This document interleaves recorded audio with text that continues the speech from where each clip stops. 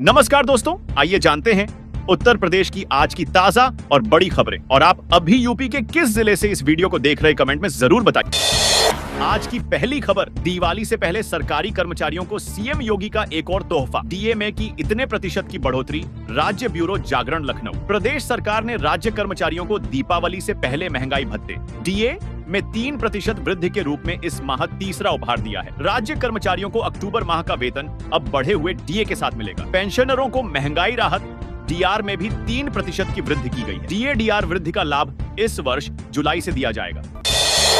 घरेलू बिजली कनेक्शन लेकर व्यापारिक गतिविधियां करने पर अब नहीं होगी एफआईआर, नियमों में हुआ बदलाव। यूपी में यदि आप घरेलू बिजली कनेक्शन लेकर व्यापारिक गतिविधियां करते हुए पाए गए तो आपके खिलाफ एफआईआर दर्ज नहीं होगी। पहले इसमें एफआईआर का प्रावधान था।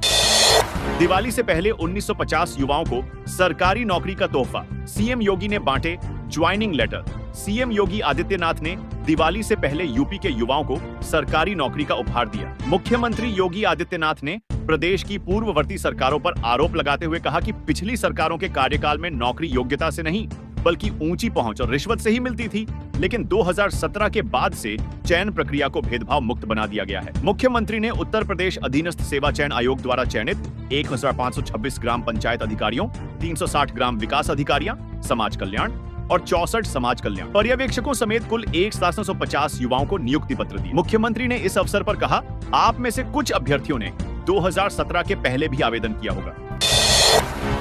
एनसीआर में बसेगा एक और नया शहर, योगी सरकार का फैसला। यूपी के इन जिलों को बड़ा फायदा, यमुना एक्सप्रेसवे के किनारे राया के आसपास नया शहर बसाया जाएगा। यमुना प्राधिकरण के विस्तार के तहत फेज 2 के अंतर्गत राया अर्बन सेंटर के लिए मास्टर 2031 को योगी आदित्यनाथ सरकार से मंजूरी मिल गई। सभी आधुनिक सुविधाओं से युक्त यह शहर 1106 हेक्टेयर में फैला होगा। भविष्य में इसका विस्तार भी किया जा सकता है।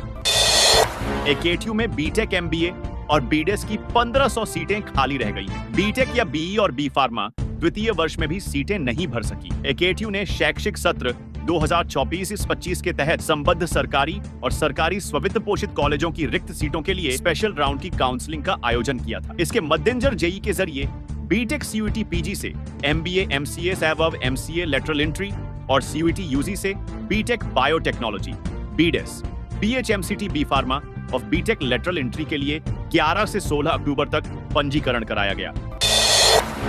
यूपी उपचुनाव में बीजेपी ने 7 उम्मीदवार घोषित किए। गाजियाबाद से संजीव शर्मा और करहल से अनुजेश यादव को टिकट से महानगर बीजेपी अध्यक्ष संजीव शर्मा को टिकट दिया गया है। वहीं करहल सीट से अनुजेश यादव चुनाव लड़ेंगे। कानपुर की सीसामाऊ सीट पर अभी मंथन जारी है। वहीं मीरापुर सीट आरएलडी के खाते में जाने की संभावना है। नोएडा प्राधिकरण पर होगा अनिश्चितकालीन धरना प्रदर्शन। 10 अक्टूबर से जुटेंगे 81 गांवों के किसान। भारतीय किसान यूनियन मंच ने सेक्टर 126 स्थित गांव रायपुर में किसान पंचायत का आयोजन किया। पंचायत की अध्यक्षता बाबा दयाराम चौहान और संचालन सुधीर नंबरदार ने किया। बैठक में निर्णय लिया गया कि 10 अक्टूबर से 81 गांव के किसानों के हित में नोएडा प्राधिकरण पर यूनियन मंच के नेतृत्व में अनिश्चितकालीन धरना दिया जाएगा। उत्तर प्रदेश की सभी 9 सीटों के उपचुनाव में दौड़ेगी साइकिल। अखिलेश ने कर दिया ऐलान। विधानसभा उपचुनाव में सीटों के बंटवारे को लेकर चल रही खींचतान पर बुधवार रात सपा के राष्ट्रीय अध्यक्ष अखिलेश यादव ने विराम लगा दिया। अखिलेश ने कहा, विपक्षी गठबंधन INDIA के संयुक्त प्रत्याशी सभी 9 सीटों पर सपा के चुनाव चिन्ह साइकिल पर उपचुनाव लड़ेंगे। सीएम योगी आज महाराजगंज में 940 करोड़ की 503 विकास परियोजनाओं का करेंगे लोकार्पण, शिलान्यास। मुख्यमंत्री योगी आदित्यनाथ का गोरक्षपीठ चौक से गहरा नाता है। सीएम बनने के बाद शुक्रवार को वह 5वीं बार इस ऐतिहासिक स्थल पर पहुंच रहे हैं। मुख्यमंत्री अपने 5 घंटे के प्रवास के दौरान लगभग 940 करोड़ रुपए की 503 विकास परियोजनाओं का लोकार्पण, शिलान्यास करेंगे। इससे जिले के विकास को नई दिशा मिलेगी। दीपावली से पहले सीएम योगी जिले के जनता को कई सौगात देंगे। महाकुंभ 2025, आस्था की डुबकी पर भीड़ नहीं बनेगी। रुकावट, योगी सरकार का एक्शन प्लान जानिए। प्रयागराज महाकुंभ के दौरान अत्यधिक भीड़ की स्थिति में भी लोगों को आस्था की डुबकी लगाने में दिक्कत नहीं होगी। आस्था की डुबकी के लिए योगी सरकार ने क्राउड मैनेजमेंट पर फोकस किया है। इसके लिए कार्य योजना तैयार की गई। श्रद्धालुओं को किसी भी स्थिति में न रुकने देने की योजना है। मदरसों में बदलाव की बयारहा, अंग्रेजी के साथ कंप्यूटर शिक्षा में भी हासिल कर रहे महारत। सुबह सारे जहां से अच्छा मुरादाबाद में मदरसों के छात्र अब दीनी शिक्षा के साथ साथ आधुनिक शिक्षा प्राप्त कर रहे हैं। वह कंप्यूटर शिक्षा में दक्ष और अंग्रेजी बोलने, पढ़ने, लिखने की कला भी सीख रहे हैं। शारीरिक और मानसिक विकास के लिए खेलों में भी हिस्सा ले रहे हैं। मुरादाबाद में अचानक बढ़ गया वायु प्रदूषण। कांशीराम नगर ज्यादा प्रदूषित। वायु गुणवत्ता सूचकांक 142। दिवाली से एक सप्ताह पहले ही मुरादाबाद में वायु प्रदूषण बढ़ने लगा है। कांशीराम नगर में AQI 215 तक पहुंच गया। शहर का औसत AQI 142 रहा, जिसमें PM 2.5 का स्तर काफी ऊंचा है। प्रदूषण नियंत्रण बोर्ड के अधिकारी प्रदूषण की स्थिति पर नजर बनाए हुए हैं।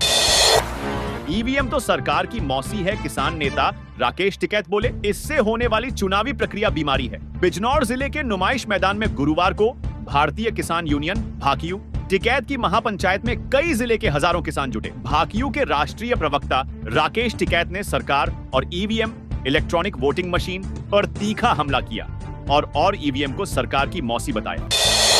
आयुष्मान भारत डिजिटल मिशन में योगी सरकार ने गाड़ा झंडा। देश में यूपी नंबर 1 पर है। आयुष्मान भारत डिजिटल मिशन में योगी आदित्यनाथ सरकार ने झंडा गाड़ा है। उत्तर प्रदेश ने आयुष्मान भारत डिजिटल मिशन की विभिन्न योजनाओं को लागू करने के मामले में बाजी मारी है। हेल्थ अकाउंट बन प्रदेश को पहला स्थान मिला है। योगी सरकार ने लोगों को स्वास्थ्य सुविधा उपलब्ध कराने की नीति के तहत योजना को गति दी है। यूपी के 56 लाख बुजुर्गों को योगी सरकार का तोहफा दिवाली से पहले खाते में आए।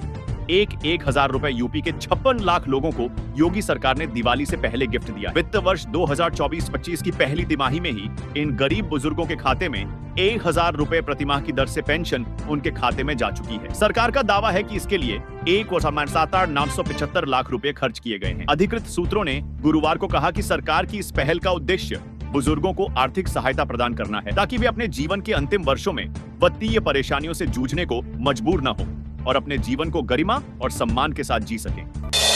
दिवाली और छठ पर घर जाने न करें, फिक्र UPSRTC की बड़ी तैयारी।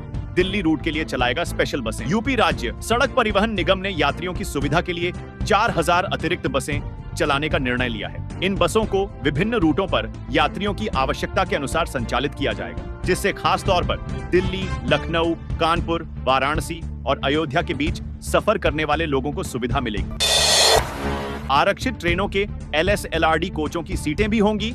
आरक्षित यात्रियों को मिलेगी राहत, प्रेम, नारायण, द्विवेदी, जागरण, गोरखपुर, दुरंतो एक्सप्रेस जैसी पूरी तरह आरक्षित ट्रेनों, राजधानी शताब्दी और हमसफर आदि ट्रेनों के LHB second luggage, guard and दिव्यांग कंपार्टमेंट LSLRD कोचों की सीटें भी आरक्षित होंगी। LSLRD कोचों की सीटें भी आरक्षित कोचों की तरह बुक होंगी। इससे यात्रियों को राहत मिलेगी। रेलवे बोर्ड ने इन कोचों को भी स्लीपर स्टीन शयनयान श्रेणी में रखने का निर्णय लिया है। इन कोचों में दिव्यांगजन और उनके सहचर के लिए 4 सीटें आवंटित की जाएं। शेष सीटें सामान्य यात्रियों को जनरल चेयर कार 2S के रूप में आरक्षित की जाएंगी। टमाटर के बाद आलू ने बिगाड़ा आम आदमी का बजट। नींबू के भी बढ़े भाव। आलू की कीमत में 5 रुपए प्रति किलो का इजाफा। खुदरा बाजार में 30-35 रुपए किलो हो चुकी है दर। गर्मी के कारण नींबू के दाम भी आसमान छू रहे। 10 रुपए में एक पीस बिक रहा। टमाटर की महंगाई के बाद अब आलू और नींबू की बढ़ती कीमतों ने आम आदमी की रसोई का बजट बिगाड़ दिया। इटौजा क्षेत्र में आलू की कीमत में 5 रुपए प्रति किलो की बढ़ोतरी हुई है, जिससे खुदरा बाजार में यह 30 से 35 रुपए प्रति किलो बिक रहा है। यूपी में स्मार्ट प्रीपेड मीटर के साथ नहीं लगाए जा रहे चेक मीटर। उपभोक्ता परिषद ने बिजली विभाग से की शिकायत।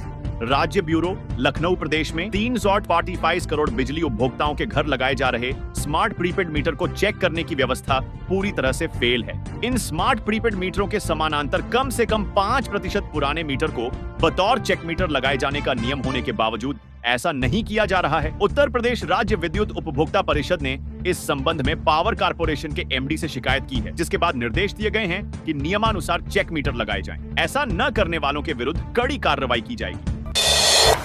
रक्षा मंत्रालय की यंत्र इंडिया लिमिटेड में 4,030 पदों पर भर्ती। 10वीं पास और ITI वाले करें आवेदन। भारत सरकार के रक्षा मंत्रालय की कंपनी यंत्र इंडिया लिमिटेड ने ITI और नॉन ITI अप्रेंटिस के पदों पर भर्ती निकाली है। कुल 4,019 वैकेंसी हैं। ये भर्तियां देश भर में फैली इंडियन ऑर्डिनेंस फैक्ट्री के लिए हो रही है। नॉन ITI की 1463 और ITI पास कैटेगरी की 476 वैकेंसी है। रेलवे बोर्ड के सदस्य ने स्टेशनों का किया निरीक्षण। सिग्नेचर ब्रिज और अन्य परियोजनाओं पर तेजी से होगा काम। रेलवे बोर्ड के सदस्य इंफ्रास्ट्रक्चर नवीन गुलाटी ने बुधवार को वाराणसी के प्रमुख रेलवे स्टेशनों का निरीक्षण किया। इस दौरान उन्होंने स्टेशनों पर व्यवस्था देखी, वहीं नई परियोजनाओं की तैयारी का भी अवलोकन किया। इस दौरान मिली कमियों को तत्काल दूर करने के निर्देश दिए। बताया कि सिग्नेचर ब्रिज समेत अन्य परियोजनाओं का काम तेजी से कराया जाएगा। महाकुंभ 2025 से पहले पूरा हो जाएगा। गंगा एक्सप्रेसवे का निर्माण प्रयागराज से सीधे जुड़ेंगे। मेरठ सहित 12 जिले, उत्तर प्रदेश का बहुत ही महत्वपूर्ण प्रोजेक्ट। गंगा एक्सप्रेसवे का कार्य महाकुंभ के पहले पूरा कर लिया जाएगा। यह एक्सप्रेसवे प्रयागराज को मेरठ सहित 12 बड़े जिलों से जोड़ेगा। 556 किलोमीटर लंबे गंगा एक्सप्रेसवे से न सिर्फ लोगों का समय बचेगा, बल्कि इससे औद्योगिक विकास को भी मजबूती मिलेगी। यूपी के इन सरकारी कर्मचारियों को नहीं मिलेगा। दिवाली बोनस क्या कहता है? शासनादेश यूपी की योगी सरकार ने प्रदेश के सरकारी कर्मचारियों को बोनस का ऐलान किया है। इस ऐलान के बाद शासनादेश भी जारी हो चुका है। इसमें बताया गया है कि पूर्णकालिक कर्मचारियों और दैनिक कर्मचारियों को कितना कितना बोनस मिलेगा। इसके साथ ही यह भी बताया गया है कि किन कर्मचारियों को बोनस नहीं मिलने जा रहा है।